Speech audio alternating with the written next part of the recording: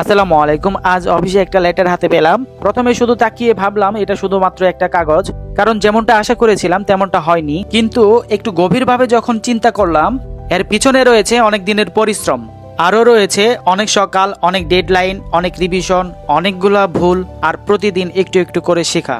আমার এই web development ক্যারিয়ারে শেখার থেকে বড় অ্যাচিভমেন্ট আর কিছু হতে পারে না। তার তুলনায় এই লেটার হয়তো বা কিছুই না।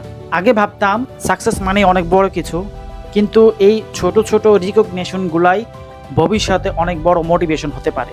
কয়েক বছর পর এই লেটারের মূল্য হয়তো থাকবে না, কিন্তু আজকের এই অনুভূতিটা আমি কখনোই ভুলতে চাই না।